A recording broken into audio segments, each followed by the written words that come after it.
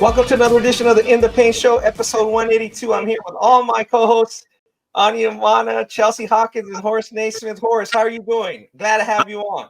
I'm doing great. Glad to be here. And hello, guys. I'm glad to be here and contribute on this fine night. Yes. We have a lot of things going on, a lot of high school basketball. That's why we're here to talk about it.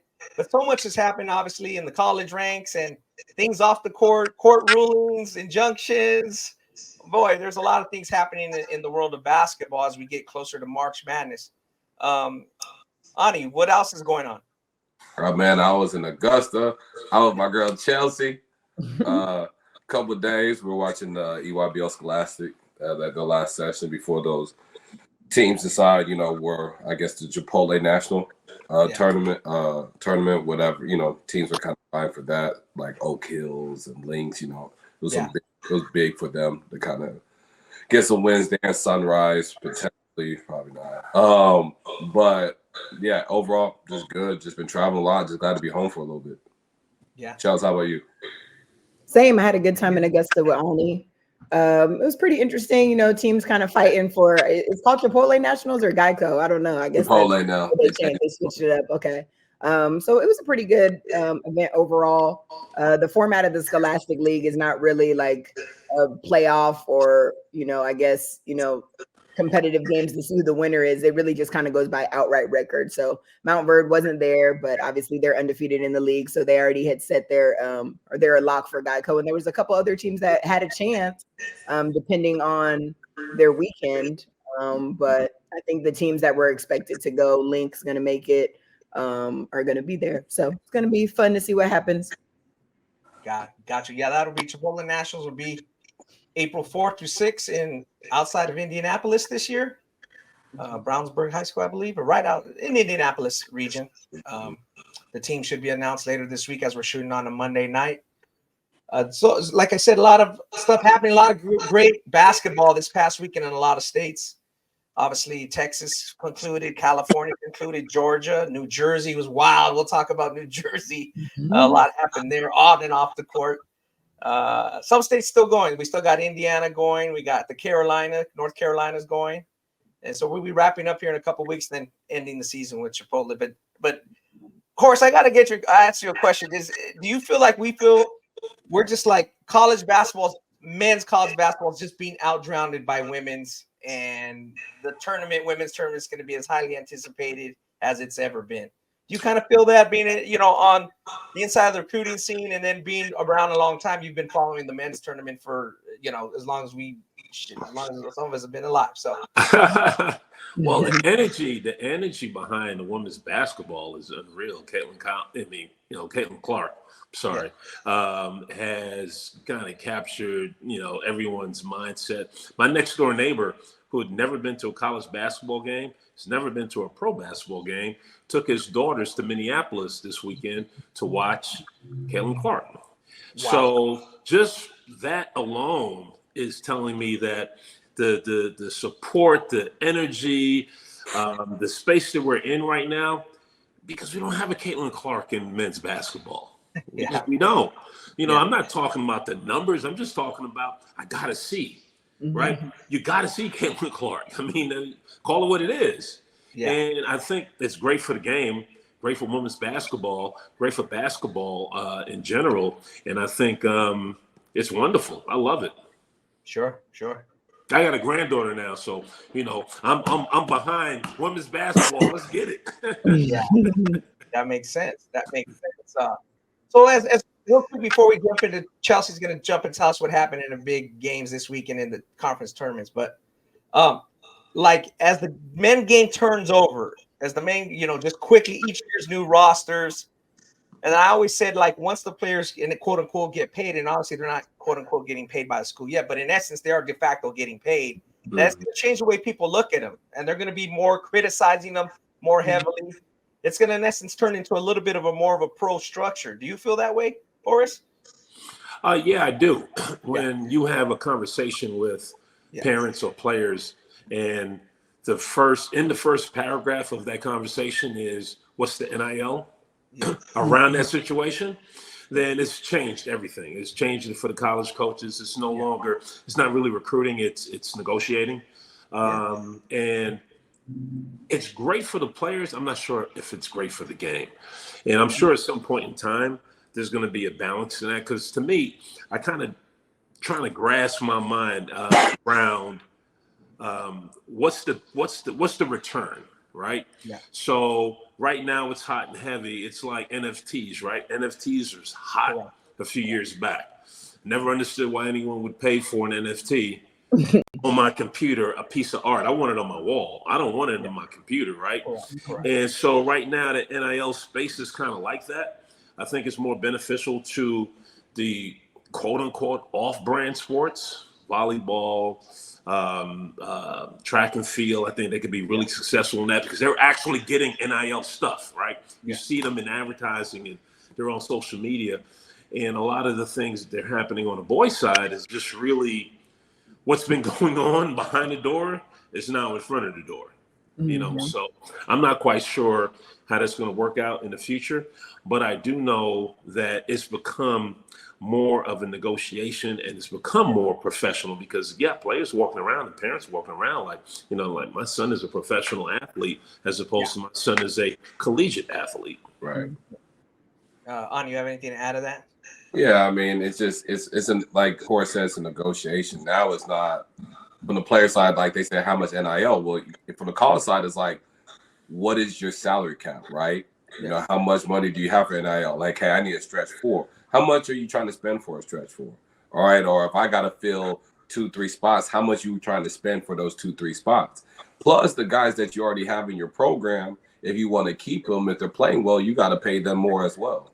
So it's like, it's just for the colleges, it's like this retention battle plus, okay, how much money do we have to get X, get Y, get Z? You know what I'm saying? Like, you know, people call me, they say, hey, what's that program's overall just salary? Like 2 million, you know what I mean? Like, I'm telling you, the transfer portal is so wild. Me and my boy Tobias, we just kind of get word of mouth and what we've been told. Like, we've been working on potential transfer portal list since October. Yeah. Like, this is literally like what the game, like what college basketball has become, especially on the men's side. Like Horace said, it's everything happened in the back door, just now in the front. You know, there's no advertisement, just here's the collective, here how much money we have, you know, get your roster right. You know what I mean? How many guys you can get are sleepers, how many guys get for free. So to really answer the question, is it beneficial for the men's game? I don't know, but I do think I don't know yet because it's still kind of early, but I do know that it needs to be controlled to some degree at some point. That's if it doesn't, it's going to get wilder. Then you're going to hear me say, no, this is too wild, and like you can't. I mean, I know college coaches are saying, wow, we pay too much for this guy. I mean, you know, that's where I'm saying about the criticism. Yeah, we thought we were getting this, and this is what we got, and this is what we paid for. And that's not what we wanted. We wanted this. Yeah. So it's wow. It's a different world out there.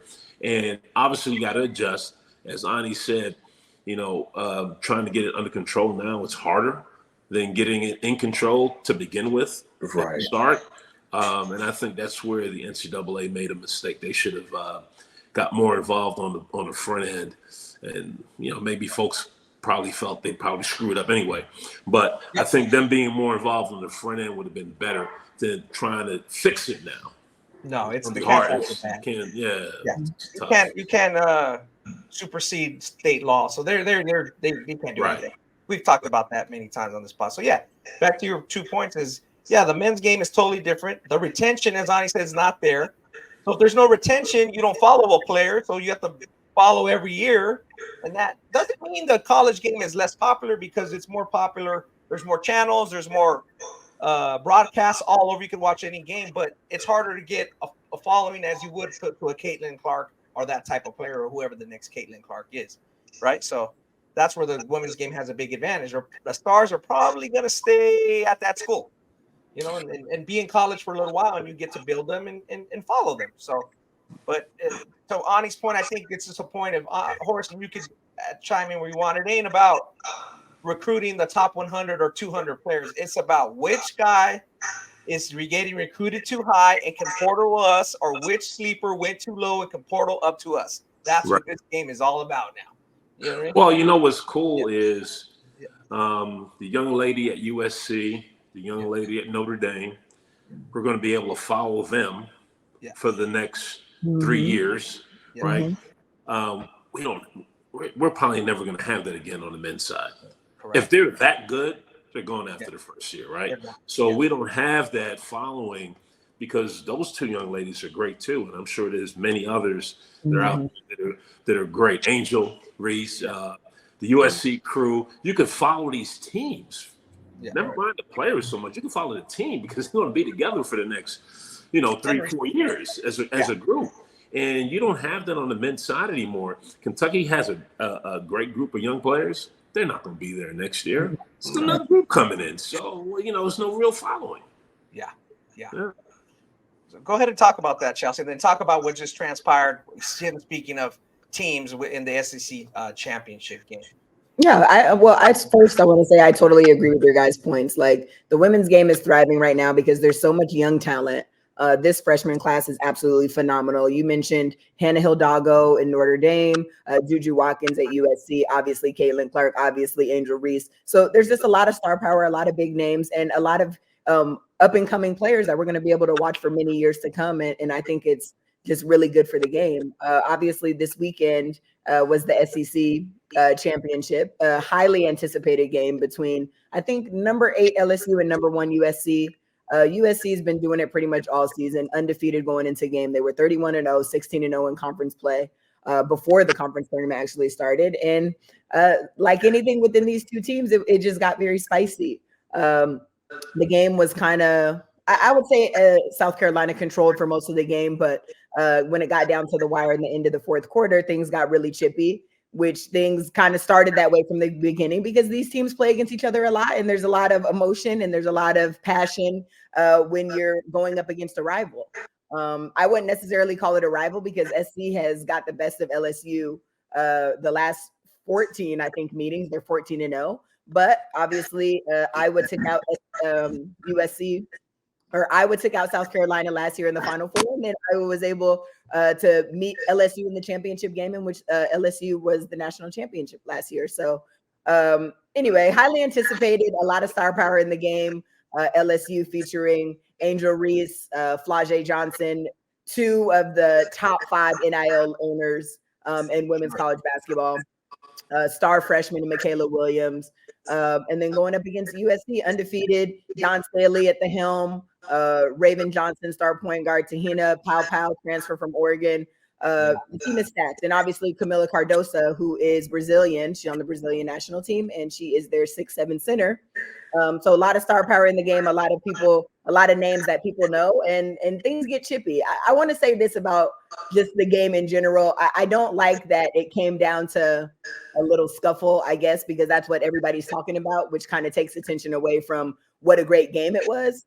I think it's good to have, people talking about women's basketball, but, I want people to talk about it in a positive light.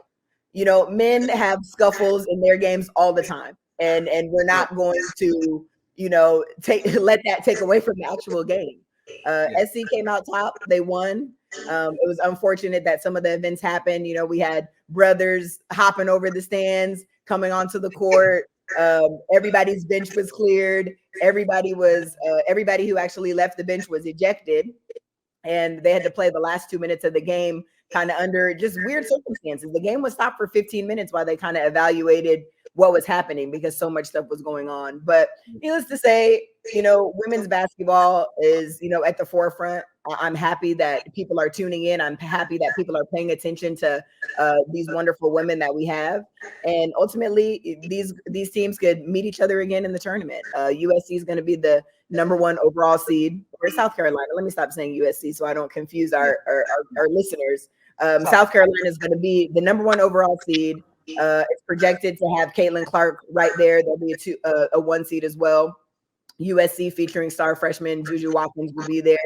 And then most likely, I think Stanford, who ended up losing to Juju and USC in the Pac-12 Conference Championship Sunday, which was another game that took place. But it's exciting time for women. I don't really know what you guys think about what transpired, but I think it's good for the game. It's never good when people are fighting, obviously, but if you're a competitor and you're a hooper and you've actually played before, you know that this kind of stuff happens like all the time. So I hope that we don't make a big deal out of it. I don't know what you guys think. I think it goes back to what we were talking about with just the individual players. Mm-hmm. And you said that USC, South Carolina, LSU hasn't been much of a rivalry because South Carolina come out on top most of the time. But the simple fact that those teams have been together and playing against each other throughout those years creates a different environment. It's kind of reminds me of the 80s and 90s men's basketball, where North Carolina Duke was such a great rivalry because those players, for the most part, were all there through 2, 3, 4 years. Yeah.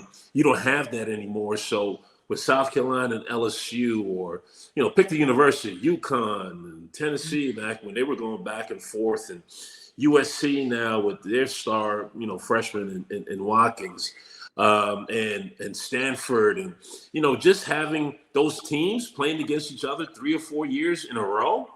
Man, that's great for basketball. I mean, I love that, because now I'm going into the season. If I'm one of those young ladies, there's a star, there's a check on those days, right? So I want to play against those teams.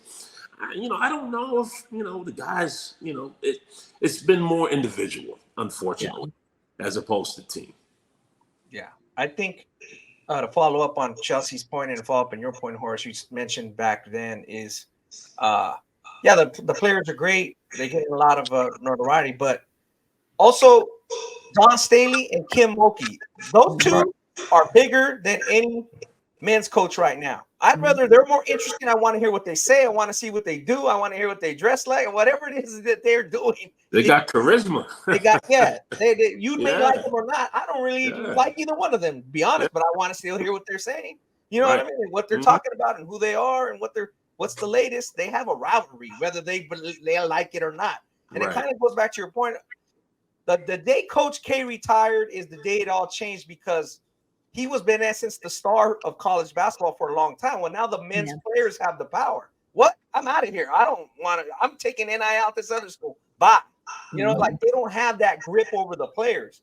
Where back then, whether it's John Thompson, Rolly Massimino, Jerry Tarkanian, those guys were the big names. They had a big grip on their communities. What they said mattered. Their voice was loud and presence was big. And I don't see that on the men's side right now. The men are just like, how about me over here? We can give you a couple 100,000. How about me? They're begging.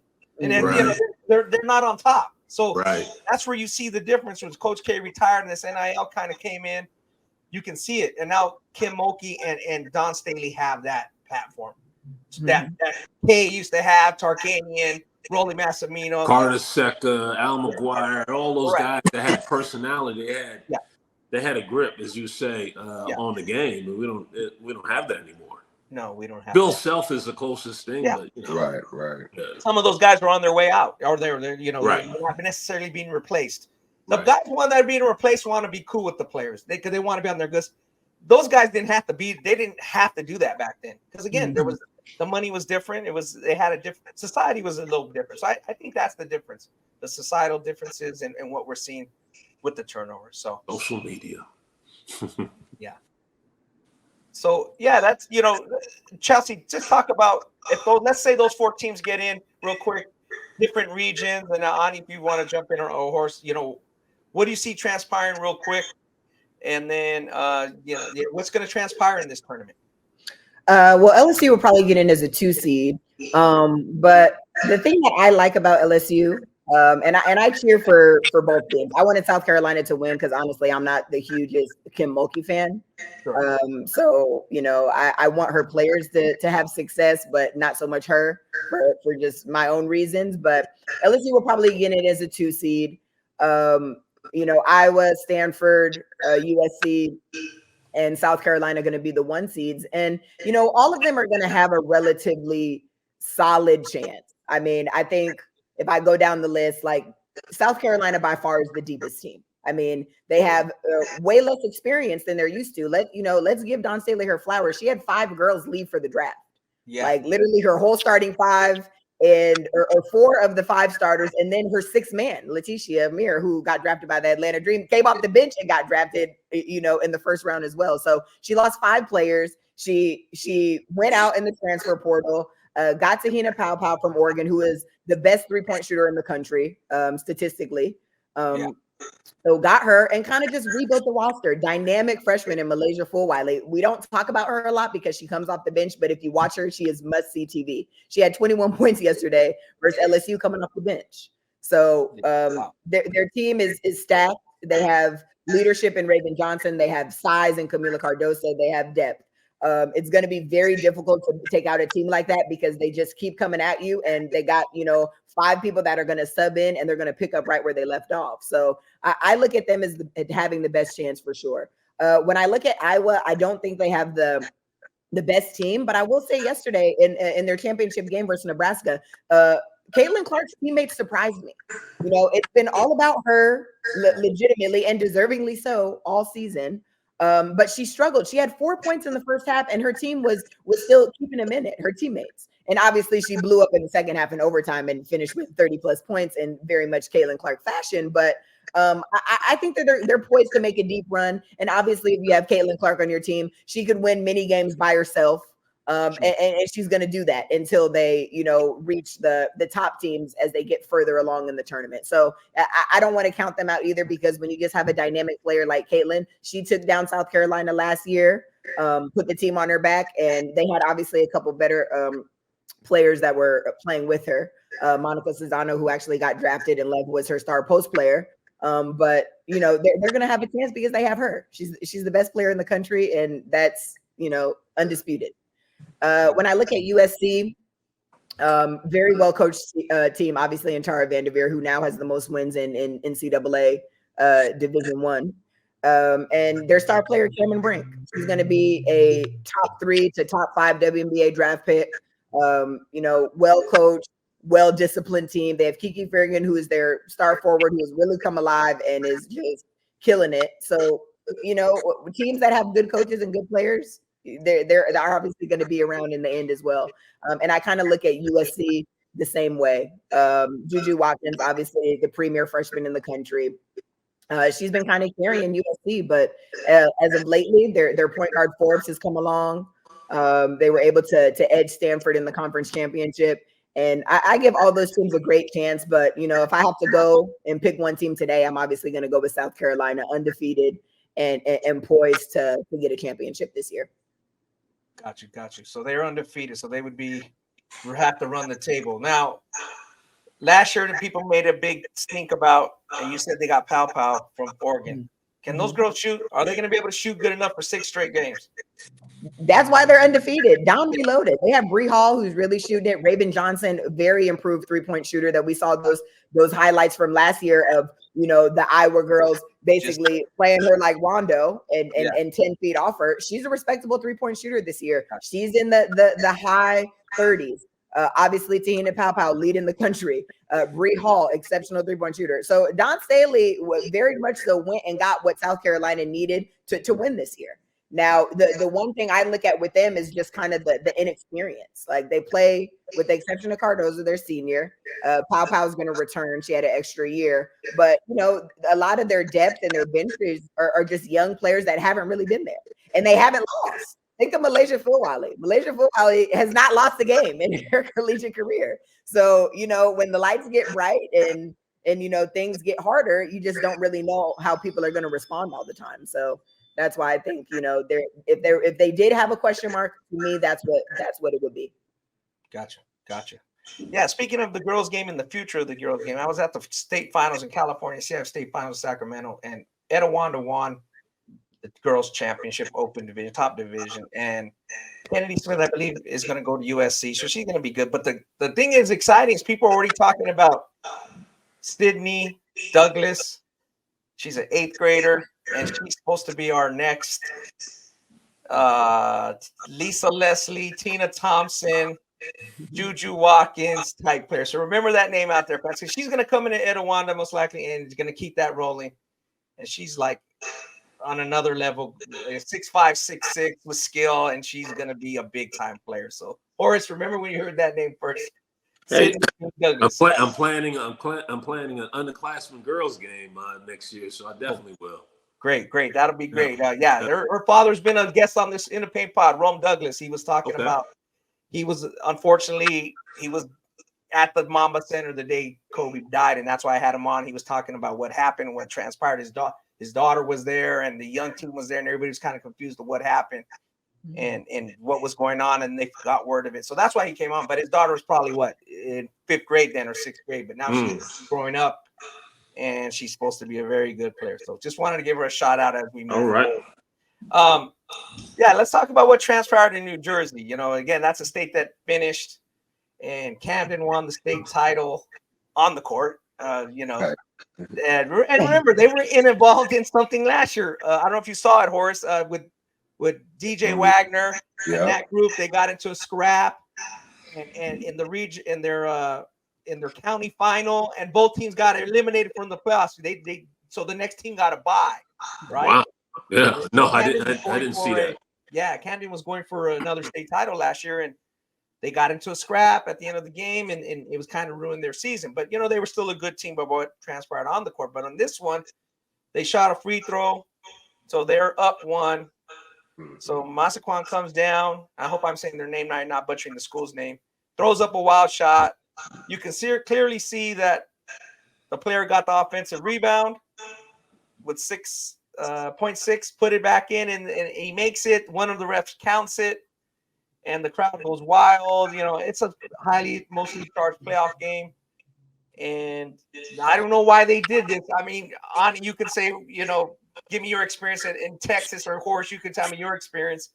I know when it's a highly charged playoff game, the first thing I see the refs do is run out of the gym to the locker room. But that's not what happened this time, Ronnie. You kind of want to tell us what happened, and then say what happened, and then we'll pick on it. It's kind of weird, and it changed the whole thing. And the dude made the shot before the buzzer. Yeah. Then the ref, it was really one ref. There was 3 refs. 2 of them were good with the shot going in, because it was actually kind of, one of them kind of changed their mind. Maybe he was the lead ref. It looked like he was the lead ref. Yeah. And he said that the basket doesn't count. Yeah. And I think they were in the middle talking about it, whatever, and they said it didn't count. So that's crazy. Like in New Jersey's not the New Jersey people can be kind of wild now. I was surprised he didn't just run to the locker rooms to their car. Like they kind of stayed pat in there. But it was wild. I mean, usually it has to be so clear. Yeah. In my experience, in Texas, just high school basketball, that he held the ball. It was 0 error. Like you heard the buzzer and they released for them not to count it. Usually they count it, even if it may be like a half second after the buzzer or a half second after his 0. Usually they count that. The fact that it actually was before the buzzer even hit, and it was actually good, and they said no. I haven't seen that in high school hoop. Normally they just count it, and then usually they'll give it some time, even a little bit after, but just like a millisecond or a half second after, and they'll still count it. But rarely have I seen it before the buzzer and the referee said don't count. That's weird. Yeah. Horace, have you ever seen?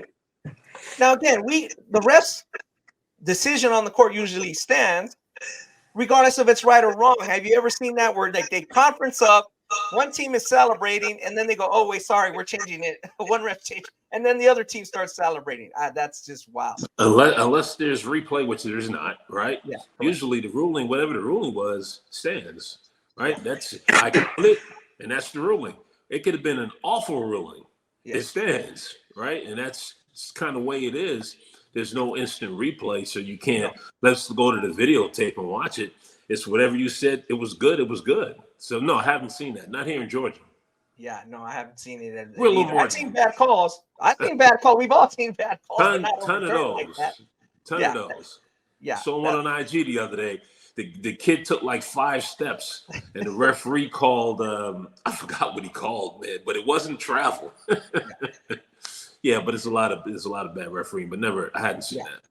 Yeah, so I just want to follow up and tell you guys what happened, and I'll give my spill on it. Is that, you know, Manasquan, the fans, they kind of looked at it as like, yeah, they got robbed. And I kind of said, well, that happens in high school basketball. And we do talk about that many times on the pod about things that happen. But anyway, they went to get an appeal, you know, to have the call overturned by a judge. And then the state association, the NJISAA, released a statement. And they kind of said, you know, we follow all the events that happened in the final second of the game. It says the rules are clear. Once, I'm just reading this now. It says once game officials leave the visual confines of the playing court, the game is concluded and the score is official. So it said, you know, they went on to say, you know, there's no use of, as you said, Horace, no use of video or audio recording may be used to review or challenge decisions. So this is all from their handbook. So even though it was an egregious call, they just kept with it. So the appeal got denied as it most likely was going to be, because there's only so much time before the Camden's got to play another game. Obviously, they're in the state tournament. So at the end, Manasquan's appeal was denied by the New Jersey State Superior Court Appellate Division. Camden went on to the Group 2 state final. They won it on the court.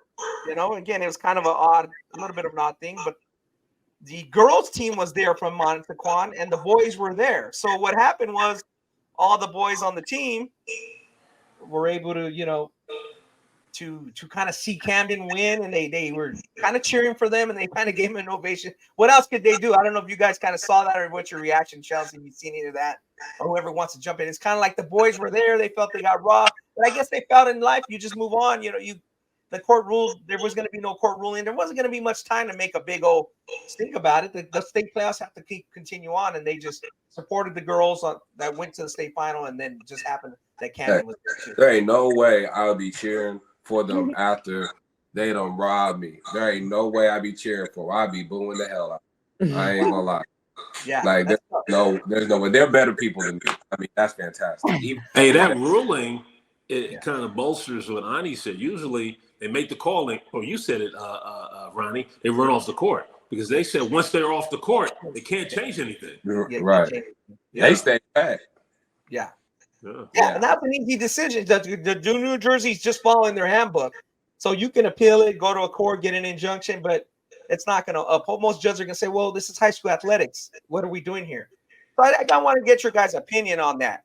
And that's what one of the reasons why I brought it up, and then I'll give my opinion from a ranking standpoint. But if, let's say, a judge reads this case and does appeal and lets Manasquan advance based on the video evidence, do you think that's bad? Because then that just means everybody's going to dispute every call. They're going to try to get a court ruling, and it's high school athletics. There's no replay. What do you guys think about that? Is it just taking it too far? Or is that, hey, it's just one egregious event, we should handle this one separately than all this disputed bang bang, you know, referee whistles?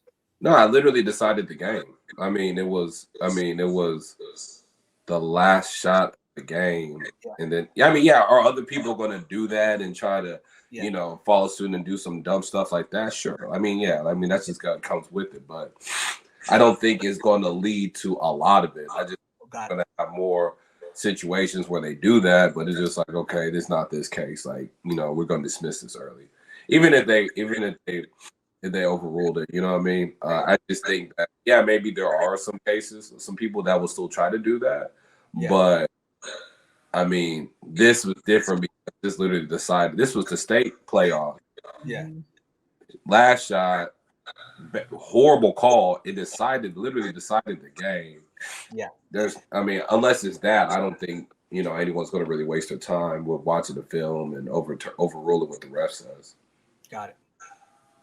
I agree with Ani. I mean, I think that this was a very isolated incident in which, like, it really did decide the game. And I feel for those kids because it was very clear that their team won. Like, I saw 5 different angles on Instagram and Twitter of just how the ball went in the basket, and the refs really messed that up. So, you know, obviously, if you want to appeal it, it's going to open up Pandora's box and people are going to complain about everything. But how many times is somebody going to complain and it's going to be as cut and dry as this? Right. People are sending in clips of, oh, you know, that ref missed the travel, you know, in the first quarter and stuff like that. So it would definitely just be annoying. But I don't think that there's so many incidents where it's just cut and dry, like this call decided the game. So I agree with Ani. Like, I think that they should have, but then it's like unfair on both sides. Like now the kids that are excited and prepping to go to the state game, Ani, are like not going to play anymore, even though, you know, they probably knew that they lost. Like now they're preparing for that. So I just feel like, you know, unfortunately the New Jersey board just made the correct decision, because in this instance, like, what can you do? They've already moved on because they're getting ready to play in state. So shout out to the boys team though for cheering on Camden when they won. Shout out to them. Like, better than me. I ain't gonna lie, just better than me. There ain't no way. There ain't no way. Shout out to them though. Like, y'all great. Y'all are great human beings, bro. Yeah. I don't know what you think about that, Horace. You have similar thoughts of Bonnie and Chelsea? Well, I think human error is a big part of the game. Yeah. And like, so in Georgia, we just got a 30-second shot clock. This year was the first year.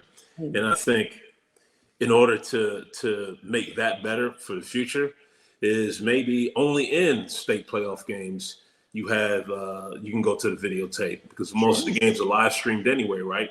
Yeah. And then only in that situation. Not I need to go to the videotape for a foul or anything like that, or something in the first half.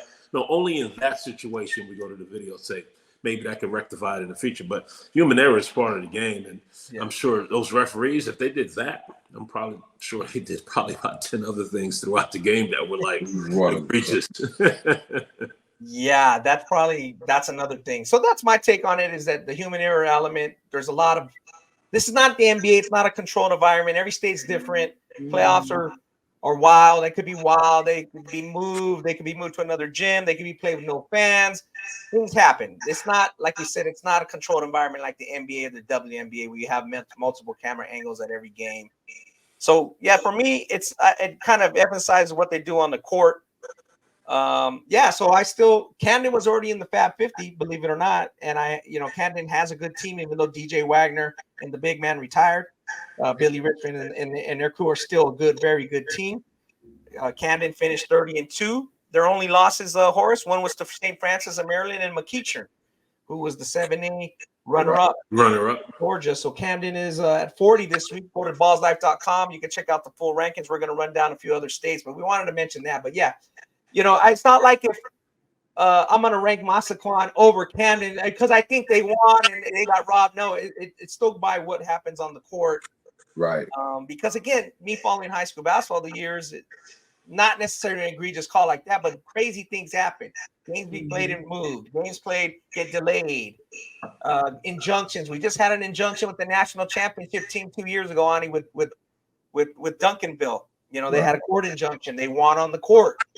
And then they later ruled black and eligible post when his career was already over. So that happens. It's happened before. Anticlimactic. Yeah, it's anticlimactic, and we go by what's on the court. So unfortunately, like you said, Horace, there's a lot of egregious things that happen. But once the game ends, the score's final, and Malik Waynes, who of course, was a good college player, Vanilla Nova. He's now Camden's coach. He's still a kind of fairly young coach. I think he's around your age, Ani. And he was just like, we can only control what we control. We got to focus on the game. We won the game. Our guys are stationed. And he said, what else could he say? He's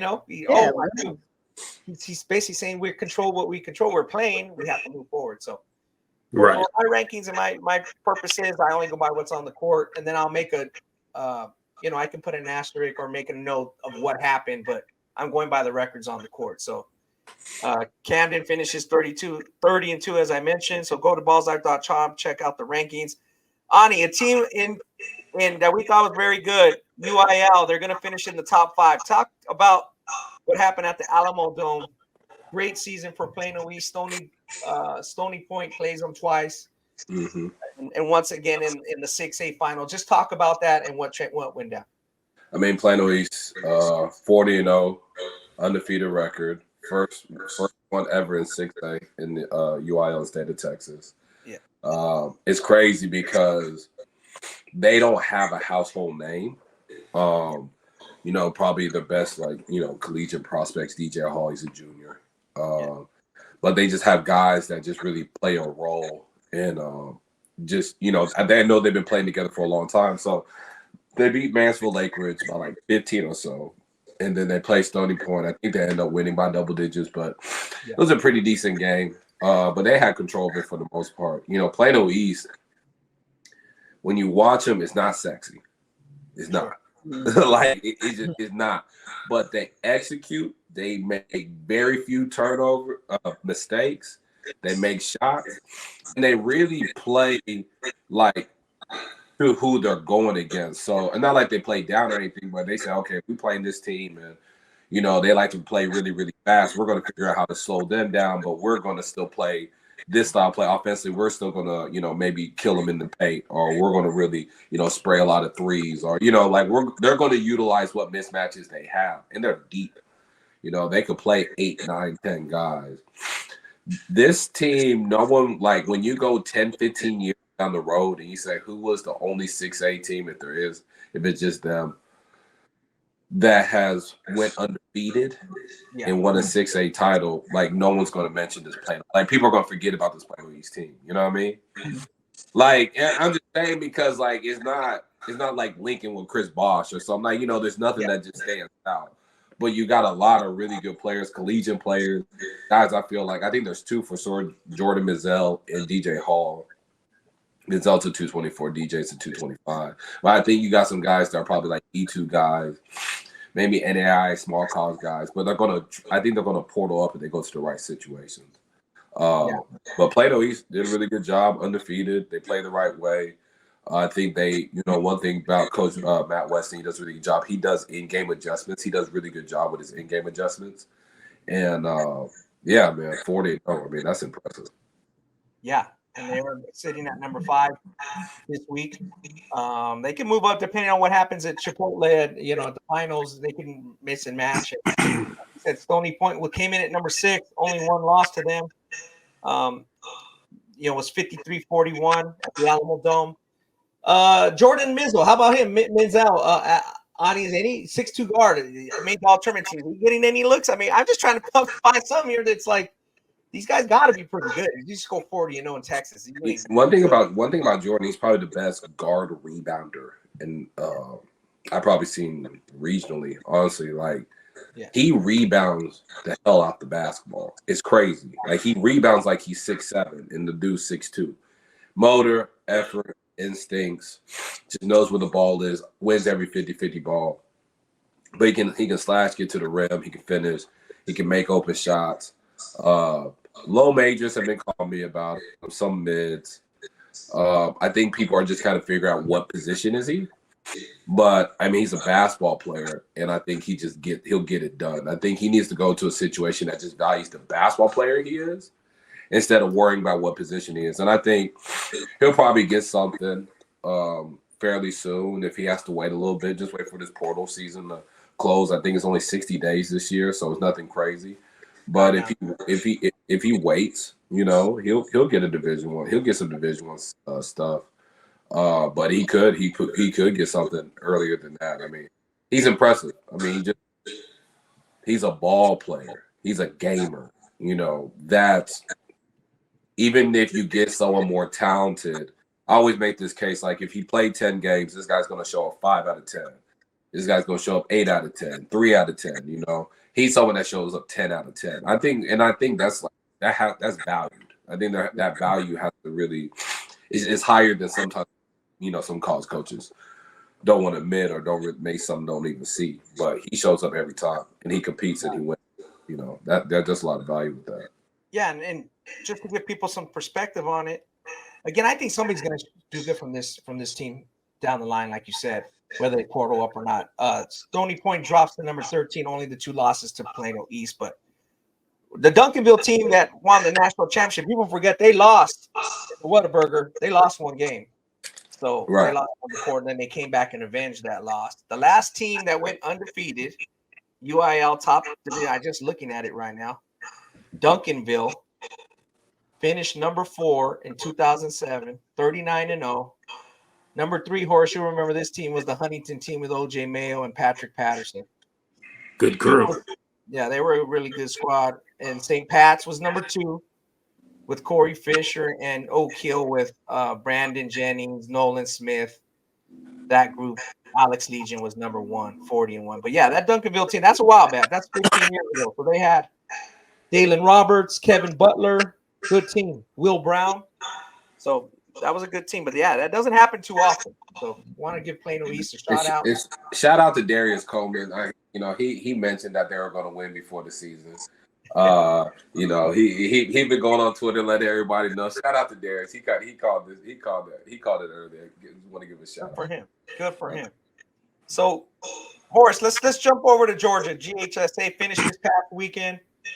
As we mentioned, McEachern has that loss. McEachern lost, but Camden lost to McEachern. Just talk about that. Talk about the teams, and then maybe even mention Cal in their division.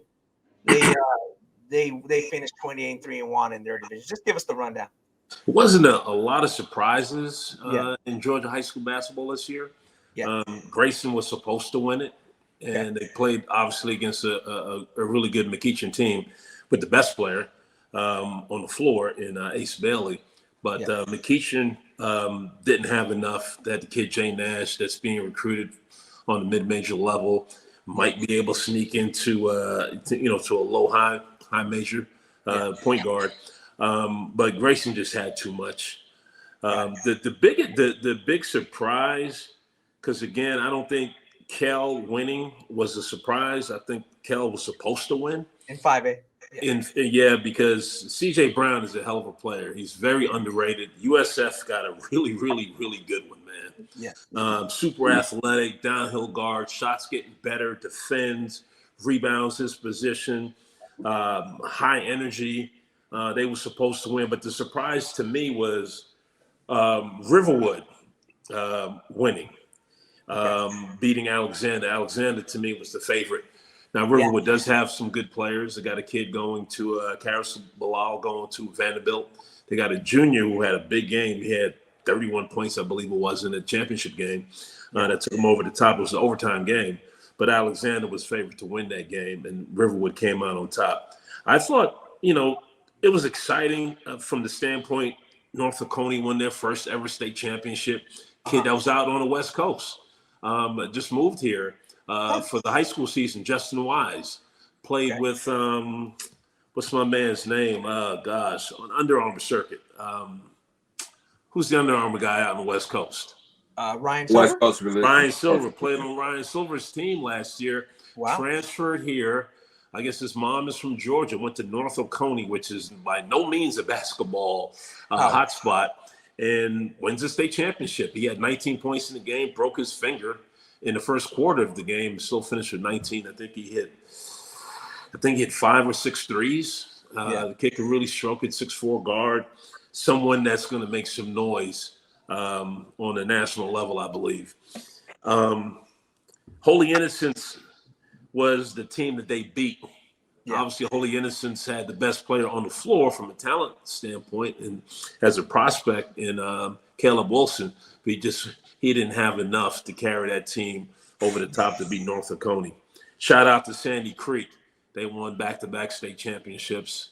Got a kid, Micah Smith, going to James Madison, which is doing a really good job recruiting, and coach up there is doing a really good job coaching that team. So it wasn't, like I said, there wasn't a lot of surprises. The teams that were supposed to win won. It was good, but Grayson has been so good the last, 4 to 6 years. Yes. And they finally were able, Coach Pierce finally got him over the top to win the state championship. That was good to see. He's a good guy. Yeah, I've been talking. I talked to him. He's always responsive to my questionnaires and how's your team? How's Georgia? He's very good, Coach Jeffrey Pierce, on that. So shout out to him. In that pandemic year, 220, I remember I was fun because I remember right before all hell broke loose, which was this week 4 years ago, this exact week, they were riding along number 4 in the Fab 50, and they were like, wow, they're going to, they might qualify for Geico Dix or whatever we want to call it, Chipotle, and then they lost a heartbreaker, right?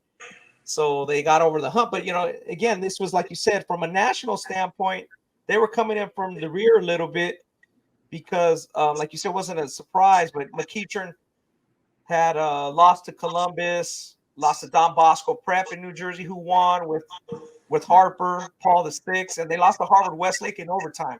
And Harvard Westlake had ended up winning the California this past Saturday as well.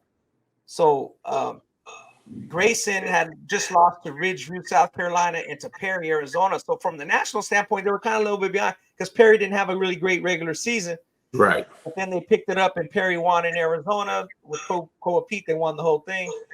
So like you said, they were favored, even though they were ranked behind in my rankings. It wasn't a surprise that No, it wasn't a surprise. And I will say this. Yeah. McEachern was hot coming down the stretch. Yeah. They were playing really good basketball coming out of the stretch. Jay Nash was playing really good ball. The supporting cast was playing really good basketball. So it wasn't an easy win, but it wasn't a surprising win. Correct. If that makes sense, yeah. That totally makes sense. As we mentioned, McEachern. So in the final rankings, Ani's going to be in our final rankings, and Ani's going to be pushing me for maybe to have Ace Bailey above our guy at Montverde. So I'm with Ani on that one. I'm not. Ani on that one. I'm not. So how did they hold him to 4 points in the second half? 8 for 20. Did you have any insight there? What did Grayson do to keep him from going off? Well, one of the things with when you're the main scorer on the team, and I remember Lewis Williams playing, who I think was one of the best high school basketball players I've ever seen. Sure. And I'd see teams try to single guard him. Yeah. And let him get his 55. I watched Lewis score back-to-back 55s Friday night, Saturday night. It was the silliest thing I've ever seen. Yeah. I'm not going to let Ace Bailey beat me. Someone else has to beat me. They don't have anyone else on that team that has that mindset. So if I'm going to make it harder on him to score the basketball and limit his touches, make his shot opportunities tougher, I got a better chance of winning the game. If Ace Bailey has a different game, maybe it's a different outcome. But I'm not going to let him beat me. I think they did a great job scouting and coaching that game to limit his opportunities. Yeah. Tell us real quick before we move on, Horace, how about already committing to Georgia, Jacob Wilkins, 225, and about Purdue's signing Jakari Harris. So, what kind of players are they? When those schools spec, what are they going to be? What kind of college players are they? Jakari is a high IQ player, can make shots, defends, could play because he's a strong kid. He in the college basketball game, he could play two positions, the 2 or the 3.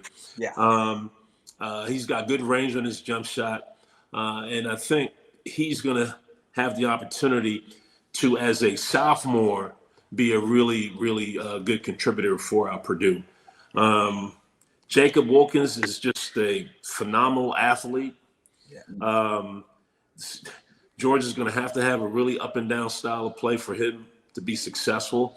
His jump shot, it has improved. He's more shot maker than he is jump shooter. But I think he's improved. And I think he plays with a mindset of, I want to win. And see, players like that, to me, on the collegiate level, I mean, they're worth gold. I want to win. I want to win. So I'm playing for that name on the front. And if it means I'm successful with the name on the back, that's great. And that's his mindset. Got it. Yeah. So let me say this about the Ace and Coop. Yeah, I was going to go back to that. Go back to that. Here's my thing. Yeah. For a high school, like in the high school rankings, I'm picking Coop, right? If you ask me who I'm going to draft in 225, I'm picking Ace over Coop. Okay. Interesting. I'm taking Ace Bailey, high school, Ace Bailey in college, Ace Bailey in the pros. He's got more offensive tools than that kid can ever dream of having. I'm not taking anything away from Cooper. I love Cooper Flagg. I think Cooper Flagg is a hell of a player. I think he's a hell of a defensive player, no question. But for what I've seen Ace do, his ability to score in any situation, mid post, high post, low block, dead spot, corner, catch and shoot threes, trail threes, off the dribble threes, pin downs. He's got the whole arsenal. Wow. And Cooper Flagg doesn't have that arsenal, right? He's not that type of player. He does other things for his team to be successful, for him to be good, but he doesn't have those tools. Gotcha. Gotcha. My whole thing is does Coop's resume play any part into that as well? That's what I'm saying. So when you just we talking player for me. I'm talking player for for player. But what I'm saying, like you looking at to me is you look at the player, but you also gotta look at what they have done. Like it's not like Ace is so much better than it's not like Ace is so much more talented than Coop. Coop is not so much more talented than Ace. So to me, it's like whatever way you want to go with it. So to me, it's like, okay, the tiebreaker to me is just a high school resume. Now, if I'm drafting a resume, it's the point guard. It's the point guard I'm talking about. But we're not drafting in high school. If I'm talking resume, I'm talking point guard. Wins, losses, what you've done, all that good stuff. All right, that's my point guard. That's my mindset anyway, is the point guard is where I look at that situation. Now, if I'm talking a small forward, I don't even think Cooper Flagg is a small forward. He's a power forward, trying to grow into a small forward. There are different positions right now. I just think he brings so much more to the table than, let's say, you put Cooper Flagg on McEachern's team and you put Ace Bailey on my Verge team. Are we having the same conversation about his resume? I think Coop and them win. I think Coop takes them farther. Wow. Wow. Wow. But I want to say this because high school rankings to me, I don't, unless you just want to go through some NBA projection stuff, like we're going through that. Yes, like I'm picking Ace. Like I've heard many people say that, including NBA people say that. Yes. Yeah, I'm picking Ace. Like to me, I think he fits the NBA game a lot better than Coop. But I'm just looking at just straight high school. Like that's I guess to me. So yeah, you are right from an offensive repertoire. Like, Coop doesn't have what Ace. But I do think like Case but I think he's gotten better offensively. I think defensively he's really dynamic. He's won in Peace Jam. He's been impactful. I mean, this dude's gotten triple doubles where he's had like 10 blocks. Like you can't like I'm not gonna discount that. Like I did say he was a great defensive player. I did say that. I know, but high school level, he's one of the best defensive players. But it's not like his offensive game. It just ain't. He ain't got no offensive game. Decent. He's solid. Chelsea got some. Chelsea. He's solid. Chelsea's gonna go. Listen, Chelsea loves people with wiggle. Like Ace got wiggle. I listen. I love watching Ace Bailey play. I do. I really do. I just think he hasn't done enough to trump Coop in the high school rankings. See, we don't know that. Here's why we don't know that. It's because so I was at City of Palms, right? Sure. Cooper Flagg should not have gotten MVP at City of Palms. Derek Queen should have gotten it. Okay. There's no doubt in my mind. Derek Queen should have gotten MVP at City of Palms. There's been so much pushed on this kid, and he's phenomenal. He's a hell of a player.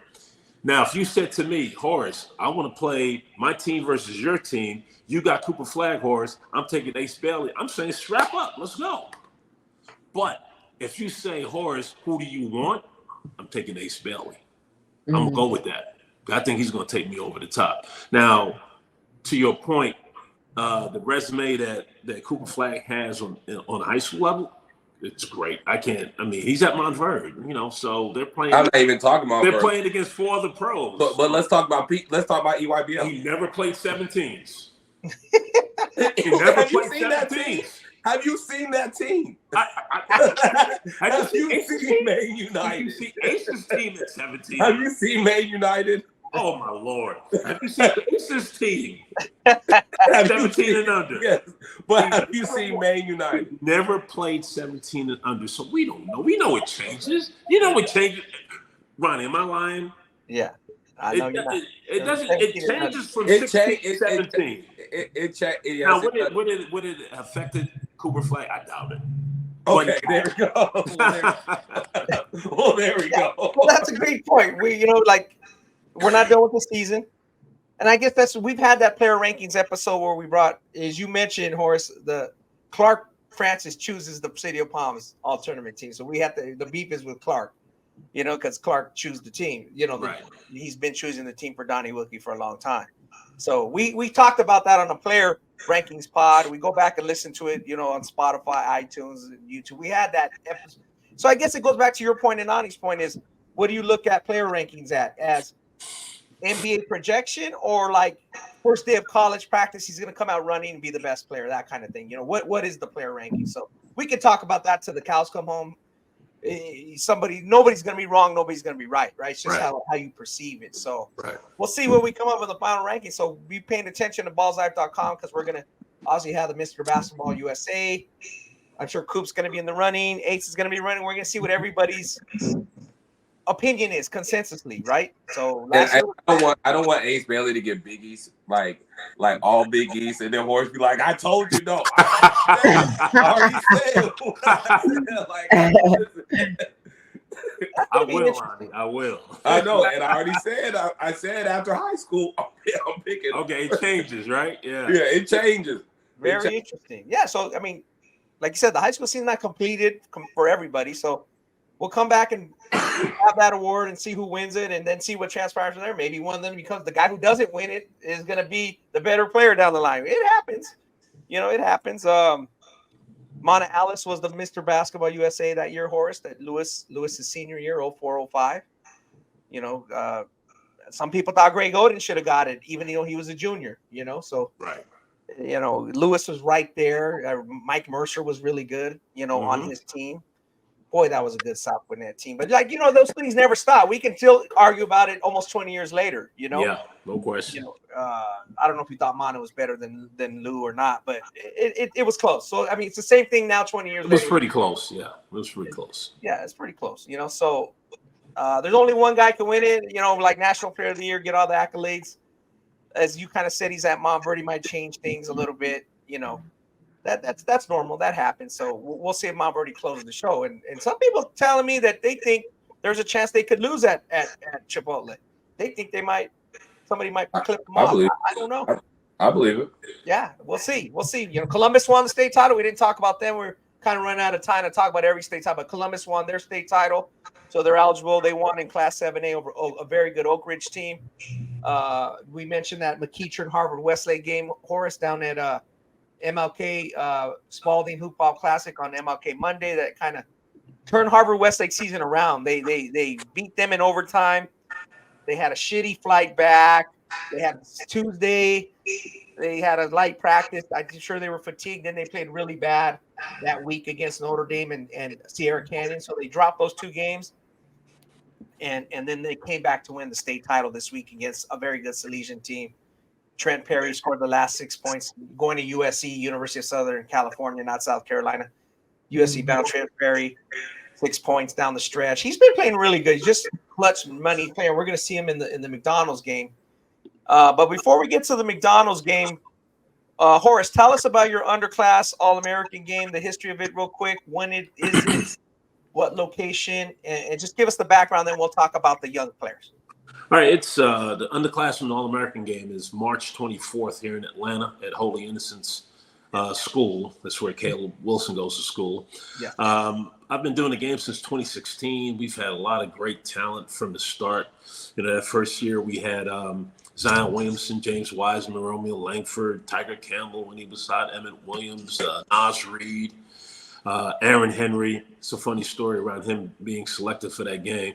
But Aaron Henry, Joe Wieskamp, another guy that made it to the league, through 2019, where probably from we had Anthony Edwards and Walker Kessler, Suggs, but 2019 we had Chet Holmgren, Jonathan Kuminga, Keontae George, Harrison Ingram, Jonathan Kuminga, KJ Adams, JD Day. It was a loaded group of kids. Isaiah Collier, Jaden Bradley. We had a loaded group of kids, and so I was really happy with that game. The beauty of the game is the game benefits diabetes. It doesn't cost anything for the kids to participate in the game. It's a cause-related game. When I talk to the parents, it's how many games, how many tournaments do you play in before you get to college where you actually play for something other than a win, right? Yeah. So I'm a type 2 diabetic, and that's why I do it. And so it's near and dear to me. So it's been going on. This year's the 7th year. We got a great group of kids. I was really nervous after when the pandemic hit.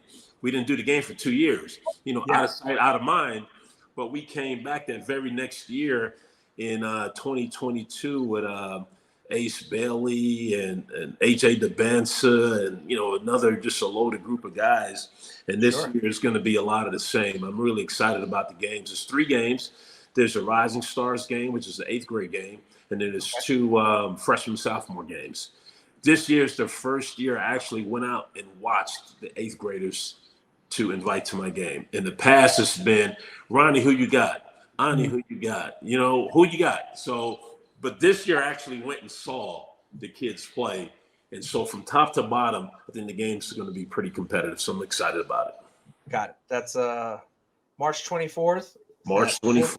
Holy Innocents for our fans out there and people in Atlanta and want to get down to the game. Like you said, it's been a great roster. I'll be there. For great cause too. Yeah, Ani's going to be there this year. And by the way, the Instagram is UC All-American. You can get all the information in terms of the address, the times of the games. The games start at 12:30, and so it'll be a good showing. Gotcha. Great. Appreciate the input there. Let's talk a little bit before we sign off. Chelsea, jump in. Whoever jump in. If again, I know in the EYBL class there's not a lot of freshmen and young guys, but there might be some. And Ani, and who are some of the best 226, 227s we've seen out west? The 27 class has not started like gangbusters. It definitely needs work compared to 226. 226 out west, Horace, is very good, as you know.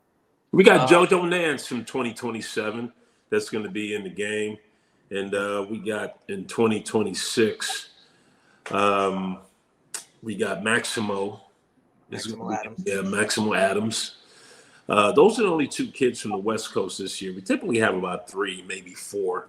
Those are the only 2. Brandon McCoy was in the game, but he's a little banged up and got a lot of stuff going on around the time period. So they bowed out for this game. But yeah, we got some good ones coming in from the West Coast, and got a couple of kids, or at least one kid from Texas, and we got. Who you got from Texas?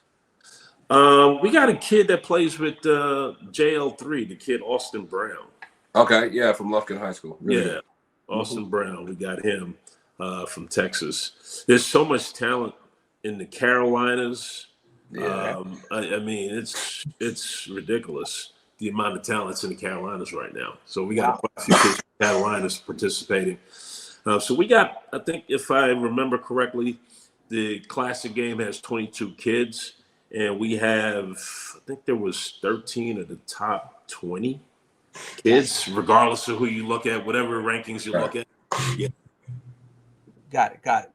Yeah, Ani, did you mention on your ballislife.com story, a couple of the 227s and 26s that you thought did good in state? I'll mention a couple, like I said, and then we'll close it out. Just guys that maybe did well. And start off good again. These are guys we're gonna be talking about in the future.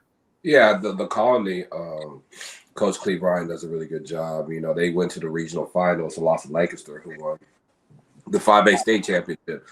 Bryce Dixon, like a 6'3", like wing forward, just the heart and soul of the group. He plays like the 4, but for the group, but he rebounds, exploits mismatches in the perimeter inside. Just kind of like this Swiss Army knife. Yeah. And just gets a lot done. Dakari Spear, who I do think, in 226 in Texas, I think it's him and Bo Ogden are the 2 best players in 226. Dakari's like 6'4", brother. Sister right now is currently playing at Tennessee. Score about 6'4", long arms, looks like he's still growing.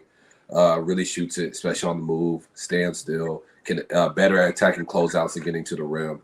He's someone that you're going to be hearing a lot about. I think can be in that top 20 to 30 range nationally when it's all said and done. And then Xavier Green, he's the point guard, dual sport athlete, football player, big time football player. I think he's like a slot receiver.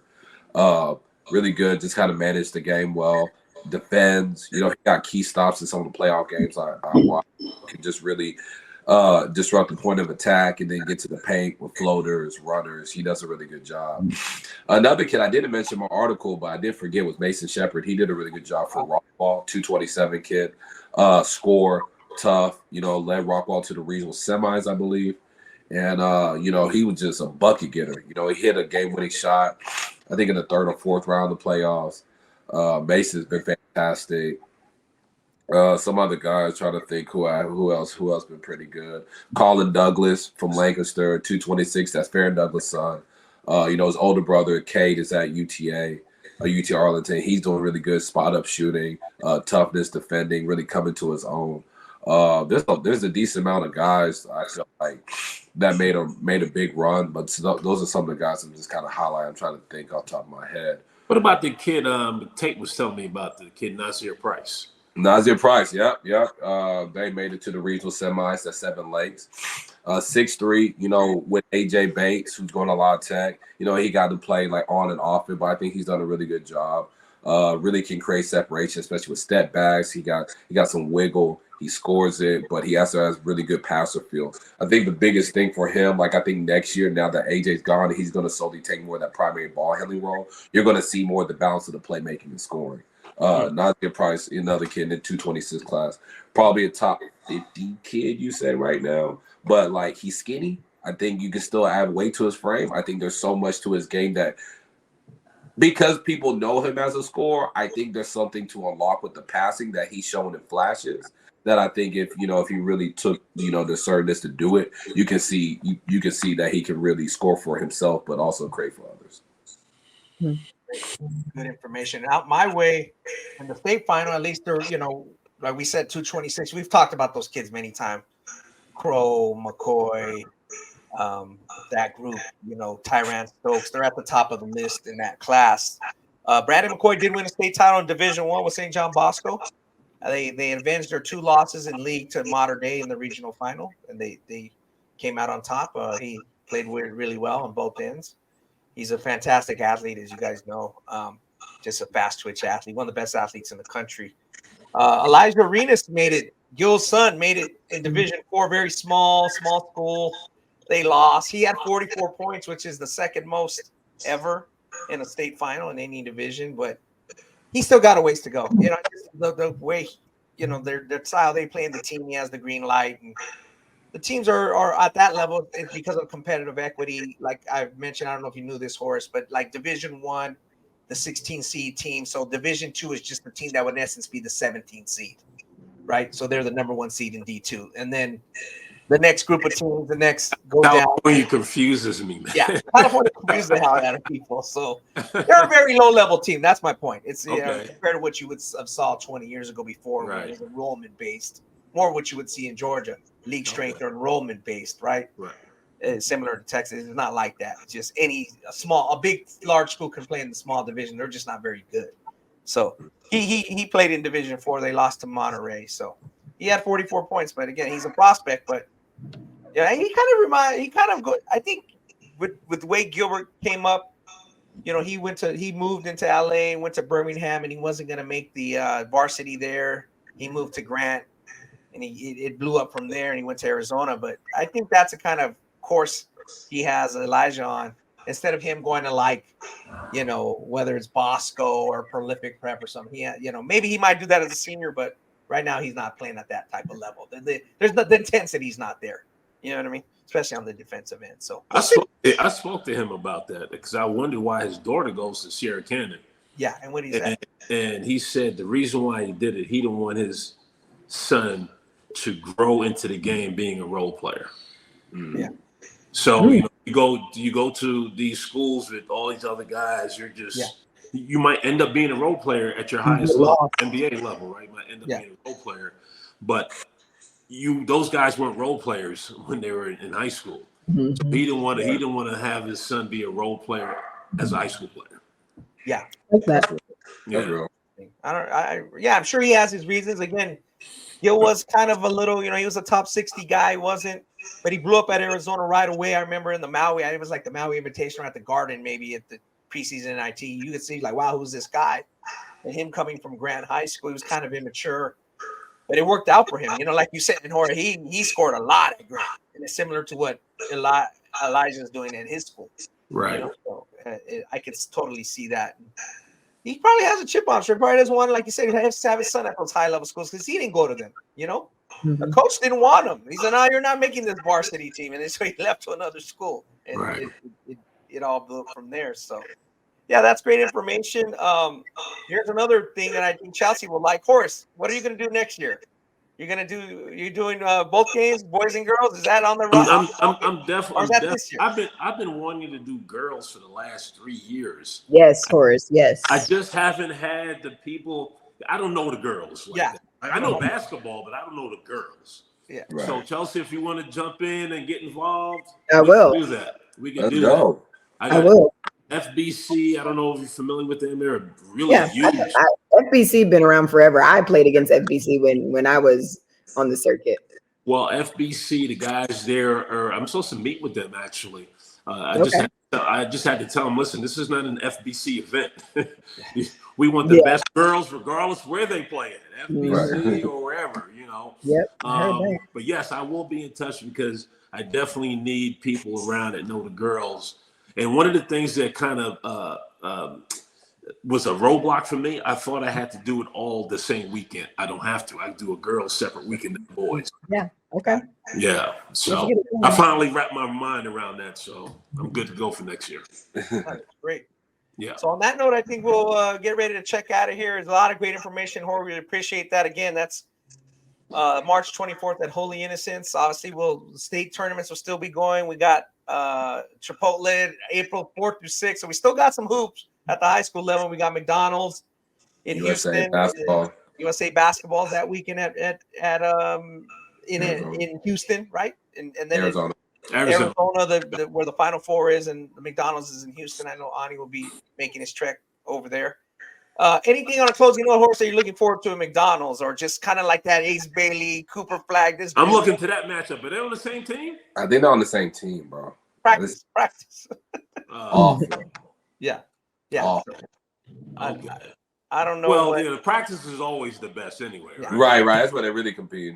Yeah. So that's good. The practice have been good lately, so that's good. The last 3 years of practice, I think since the pandemic came back, the McDonald's practices have picked up. So we'll be following it. So we appreciate everybody staying with us on episode 182. Again, thank you for Ani, Umana, Chelsea, Hopkins, Horace Neysmith. We're out of here, and we'll talk to you guys very soon. Thanks, guys. Have a good night.